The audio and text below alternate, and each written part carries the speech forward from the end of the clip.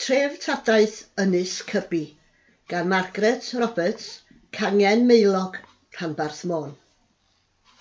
Ar arfordir gogledd orllewinol Ynys Môn mae Ynys Fechan, Ynys Cybi, sydd yn cynnwys tref Caergybi a phentrefi Trearthyr, Rhos Colin a ffont Rhyd-y-Bont. Mae dau gyswllt i'r ynys, sef y cob a'r bont ym Mhont Rhyd-y-Bont, a ddefnyddid cyn adeiladu'r cob o dan archwiliaeth Thomas Telford ym 1823. Adeiladwyd rheilffordd ar y cob yn 1840, gyda wal uchel rhwng y ffordd a'r rheilffordd rhag dychryn y ceffylau gan sŵn y tren. Erbyn heddiw, mae'r A55 hefyd ar yr un safle yn cludo trafnidiaeth rhwng y wlad hon ar Iwerddon. Mae yna oleidy ar Ynys Lawd a chorn yn niwl ar Ynys Arw. Rhwng y ddau ar Ynys Cybi mae mynydd Tŵr. Ar ôl oes yr Ia, tua 7,000 o flynyddoedd cyn Crist, cododd y lefelau dŵr, ac fe ddaeth Môn yn ynys gyda'r fenau yn ei gwahanu oddi wrth y tir mawr. Roedd helwyr oedd yn byw ar lannau'r ynys yn defnyddio offer ac arfau cerrig. Erbyn 3,500 o flynyddoedd cyn Crist, dechreuwyd clirio'r goedwig mwyn ffermio'r tir.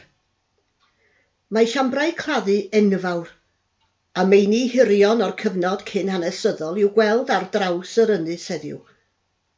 Ar Ynys Cybi, gwelir siambr gladdu Trefignas yn agos i Barc Cybi. Wrth law, mae maen hir tu mawr, ac i'r gorllewin yn ardal Pen Rhos Feilw, par o feini hirion o oes yr efydd, nid yw'n glir eu tarddiad na'i diben. Ar y ffordd o Gaergybi i Ynys Lawd, daw'r teithiwr at safle clwstwr cytiau mynydd Caergybi, a elwyr yn lleol yn cytiau'r Gwyddelod a'r dir tu mawr, sef cartref teulu'r Stanley. Roedd gan yr arglwydd W.O. Stanley ddiddordeb mawr mewn archeoleg, ac ef oedd y cyntaf i gloddio'r safle rhwng 1862 a 1868. Fe esboniodd fod y safle'n perthyn i amser y Rhufeiniaid, a mae fod wedi darganfod 12 darn arian Rhufeinig mewn un cwt. Yn ddiweddarach yn y ganrif ddiwetha, darganfyddwyd fod pobl wedi bod yn byw yn ysbeidiol yno o 500 o flynyddoedd cyn Crist. Credir fod y gweddillion yn rhan o amryw o dyddynod ac adeiladau fferm. Yn y ganrif ddiwethaf, cafwyd hyd i fflint, mortar cerrig, slag a chregyn môr sy'n awgrymu ei bod yn pysgota a gwaywff unefydd. Recordiwyd fod 100 o adeiladau yno yn 1865, ond rhyw 20 sydd yn sefyll erbyn heddiw. Yn ddiweddar, mae partneriaeth tiroedd Ynys Cybi wedi'i sefydlu.